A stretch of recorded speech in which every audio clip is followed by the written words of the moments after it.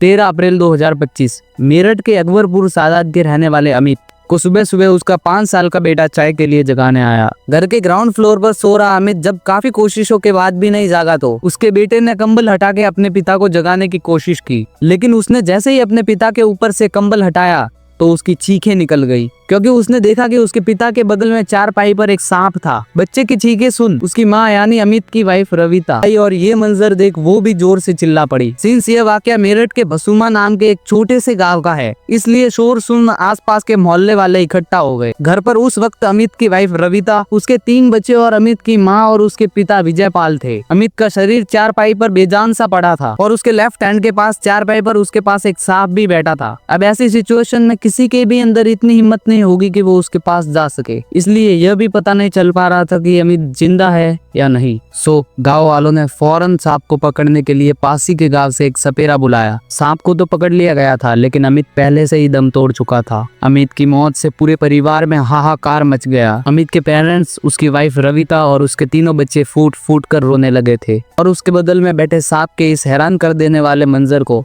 वहां मौजूद गांव वालों ने अपने मोबाइल में कैद कर लिया, जो सोशल मीडिया पर अपलोड होते ही वायरल हो गया। हर जगह यह खबर फैल गई कि सांप ने उसे पूरी रात में लगभग 10 बार डसा और सुबह होने तक वहीं अमित के बगल में बैठा रहा। गांव में हर तरफ लोग तरह तरह की बातें करने लगे थे। कोई इसे पुराने जन्म की दुश्मनी बताने लगा था, तो कोई इसे इच्छाधारी नागिन विष कन्या की कहानी से जोड़ने लगा, जिसमें कई बार सांप के डसने से लोगों की जिंदगी पर बन आती है। लेकिन यहाँ ऐसा इंसिडेंट अपने आप में काफी अलग था। सिंस यह एक अननेचुरल डेथ थी, इसलिए पुलिस का इन्वॉल्व होना तो बनता है। इसलिए मौके पर पहुंची पुलिस ने अमित की बॉडी को पोस्टमार्टम के लिए तो भेज दिया, लेकिन किसे पता था कि यह विष कन्या वाला किस्सा किसी और ही रूप में सच होने वाला है। Welcome to the show, my name is Lakshman and you are watching shocking case of विष कन्या। अमित और रविता की शादी लगभग 8-9 साल पहले हुई थी और उनके 3 बच्चे थे, एक बेटा और 2 बेटी। मेरठ के अकबरपुर सादात का रहने वाला अमित पेशे से टायर्स लगाने का काम करता था। अमित की लाइफ में सब कुछ नॉर्मल चल रहा था। गांव में उसका खुद का मकान था, जिसमें वो अपने बच्चे, पत्नी और अपने माता पिता के साथ रहता था। जो भी अमित को जानता था, उनमें से किसी को भी यह उम्मीद नहीं थी कि अमित इतनी जल्दी दुनिया को छोड़कर चला जाएगा। इस इंसिडेंट के ठीक एक दिन पहले यानी 12 अप्रैल 2025 को अमित अपने बच्चों और अपनी बीवी के साथ पासी के मंदिर में भी गया था और शाम के 7:30 बजे तक लौट आया था। पुलिस की इन्वेस्टिगेशन में अमित की मां ने बताया कि मंदिर से आने के बाद अमित और उसकी पत्नी रविता रात 9:30 बजे तक सोने भी चले गए थे। हालांकि वह रोज इतनी जल्दी नहीं सोते थे, लेकिन उन्हें लगा कि मंदिर से लौट कर आने के बाद वह थक गए होंगे, इसलिए जल्दी सोने चले गए। अमित की मां ने पुलिस को यह भी बताया कि जब वह देर रात वॉशरूम जाने के लिए अपने रूम से निकलती है तो उन्होंने देखा कि अमित अपने रूम से बाहर निकलकर चारपाई पर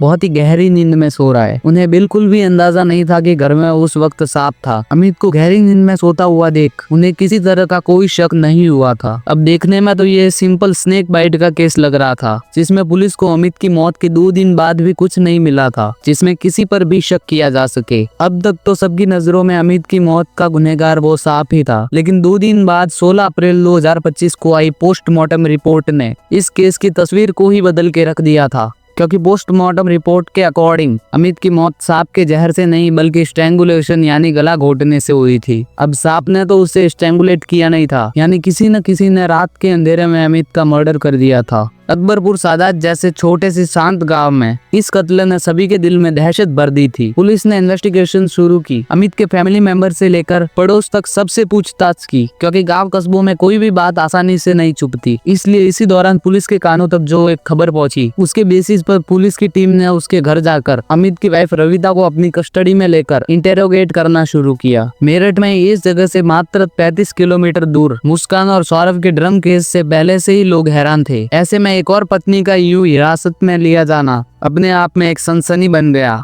लेकिन इससे ज्यादा चौंकाने वाले तो वह खुलासे थे जो रविता ने पूछताछ में उगलने शुरू किए थे। ऐसे खुलासे जिसने आखिरकार लोगों की इच्छाधारी नागिन और इच्छाधारी विष कन्या के सच को साबित कर दिया। लेकिन एक ट्विस्ट के साथ साल 2024 में अमित की मुलाकात एक अमरदीप नाम के लड़के से हुई। अमरदीप भी अमित की तरह टाइल्स लगाने का काम करता था। एक ही प्रोफेशन में चलने के कारण इनकी दोस्ती भी हो गई थी। यह दोस्ती इतनी जल्दी इतनी गहरी हो गई थी कि अमित अमरदीप को अपने घर भी बुलाने लगा था। लेकिन दोस्त की तरह घर में दाखिल हुए अमरदीप का अफेयर अमित की वाइफ रविता से ही शुरू हो गया। यह अफेयर अमित के मर्डर से लगभग 7 महीने पहले से शुरू हुआ था।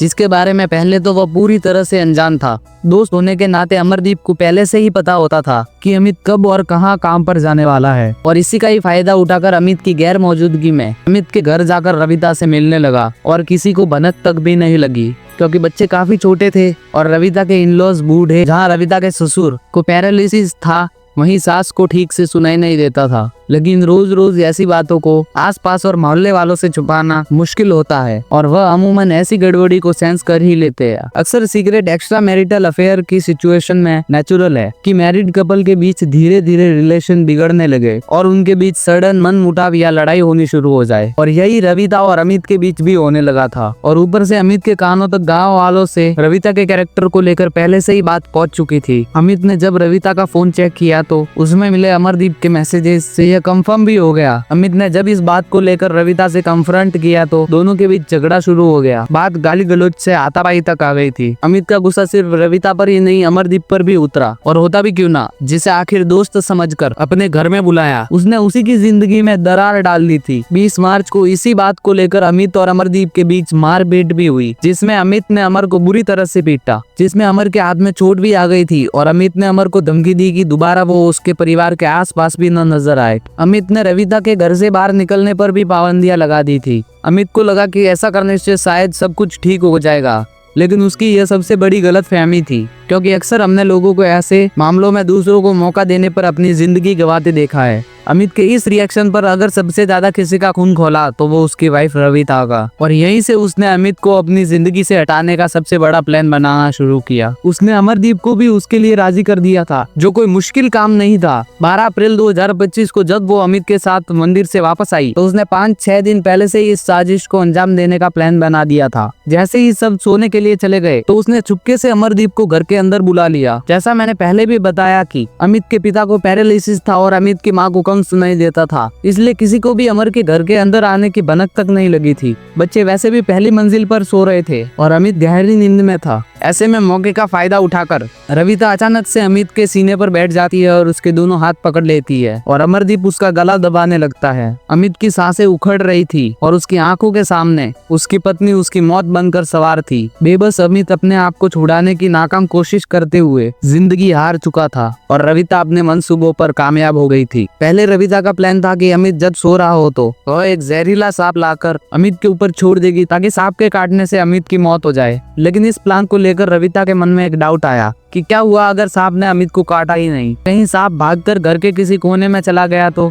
और इससे मची अफरा तफरी में अमित भी जाग जाएगा। इसलिए रविता ने इस प्लान में कुछ बदलाव किया, और इसी बदलाव के चलते उसने अमित को गला घोटकर मार डाला। उन्होंने पहले ही अमित की बॉडी को बाहर आंगन में चारपाई पर लेटाया। उस पर अमर ने झोले से सांप को निकालकर अमित के ऊपर डाल दिया और कंबल से ढक दिया, ताकि गर्मी में कंबल से बाहर निकलने की कोशिश में सांप अमित को डस ले। यह सांप अमर दूसरे गांव से एक शख्स से खरीद कर लाया था, और इसी तरह से अमर ने और रविता ने मिलकर अमित की जान लेने का प्लान बनाया और उसको मार डाला। ऐसे में उन 3 बच्चों का क्या कसूर था, जिन्होंने आज अपने पिता के साथ साथ अपनी माँ को भी खो दिया। किसी की जिंदगी मिटाने से लाख गुना बेहतर है कि आप उसकी जिंदगी से ही दूर हो जाए। शायद जियो और जीने दो का मंत्र ऐसे लोगों को अपने दिमाग में ढंग से बिठा लेना चाहिए। अगर आपको ये डॉक्यूमेंट्री अच्छी लगी तो चैनल को सब्सक्राइब कर लेना एंड वीडियो को लाइक कर देना। मिलते हैं अगले वीडियो में।